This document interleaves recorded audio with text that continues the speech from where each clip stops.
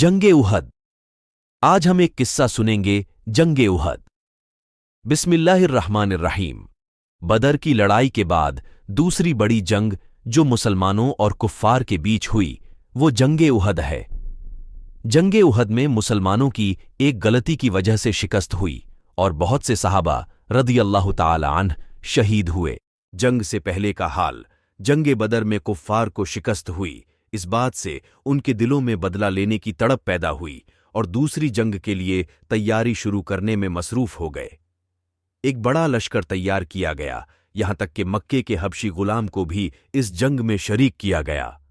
कुफ्फार के लश्कर के सरदार अबू सुफियान थे। उधर मदीने में जब नबी करीम सल्लल्लाहु अलैहि वसल्लम को इस बात की खबर हुई तो आप सल्लल्लाहु अलैहि वसल्लम ने शहाबा रदियल्लाहु ताला अन्हु से मशवरा किया। बहुत से सहाबा रदियल्लाहु ताला अन्हु की राय थी कि मदीने के बाहर जाकर लड़ाई हो और बाज की राय ये थी कि मदीने में जंग लड़ी जाए। जंग में लश्कर की तादाद जंगे बदर की तरह गजवा ए उहद में भी कुफ्फार की तादाद मुसलमानों से जायद थी। कुफ्फार की तादाद तकरीबन 3000 थी। जंगी सामान से लैश थे, किसी चीज की कमी न थी। वहीं दूसरी तरफ मुसलमानों की तादाद कमोबेश 1000 की थी, जिसमें कमजोर बूढ़े और नौजवान थे। जंगी सामान कम था। कुछ मुनाफिक भी इसमें शामिल थे जो बाद में लड़ाई करने से इनकार कर दिया था। करीब 300 मुनाफिकों की जमात वापस हो गई और लड़ने से मना कर दिए। इस वजह से कुल मुसलमानों की तादाद 700 ही रह गई। जंग का आगाज। शव्वाल के महीने में उहद पहाड़ के करीब के मैदान में नबी करीम सल्लल्लाहु अलैहि वसल्लम अपने लश्कर के साथ मौजूद थे। उधर कुफ्फार भी अपने लश्कर के साथ मैदान के करीब थी।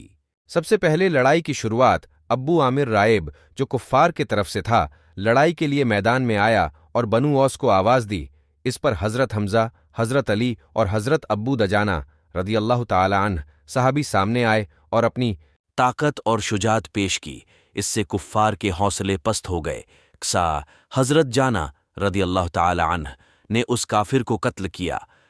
हजरत हमजा रदियल्लाहु ताला अन्ह की शहादत।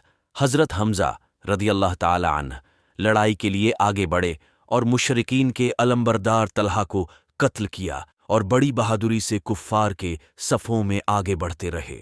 एक हबशी गुलाम ने आप रदियल्लाहु ताला अन्हु को आगे बढ़ते हुए देखा तो एक पत्थर की आड़ में छुपकर बैठ गया, और जब आप बहुत से काफिरों को कत्ल करने में मशरूफ थे कि उस हबशी गुलाम ने पीछे से नेज़ा फेंक कर मारा, जिससे आप रदियल्लाहु ताला अन्ह शहीद हो गए।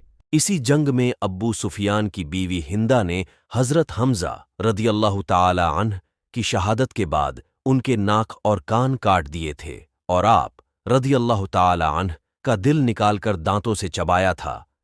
हजरत अनस बिन नजर रदियल्लाहु ताला अन्ह की शहादत। हजरत अनस रदियल्लाहु ताला अन्ह जंगे बदर में किसी वजह से शरीक ना हो सके थे। इसका उनको बहुत रंज हुआ।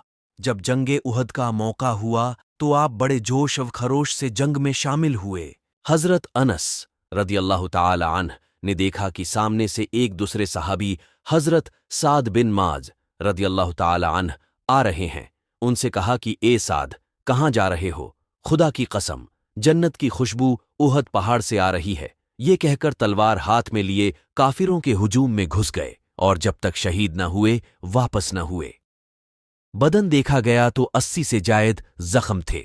मुसलमान फतह के बहुत करीब थे, लेकिन एक गलती से उन्हें शिकस्त हुई। उहद की लड़ाई में अव्वल तो मुसलमानों को फतह हुई, मगर आखिर में एक गलती की वजह से मुसलमानों को शिकस्त हुई।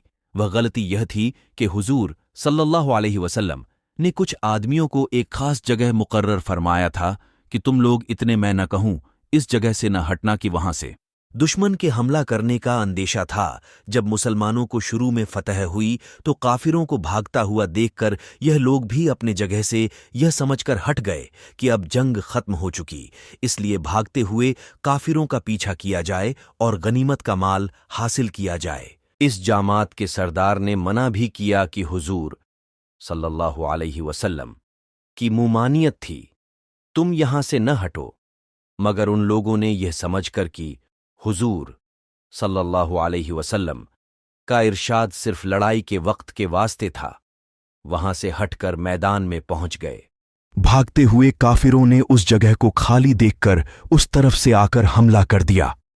मुसलमान बेफिक्र थे, इस अचानक के हमले से मगलूब हो गए और दोनों तरफ से काफिरों के बीच आ गए।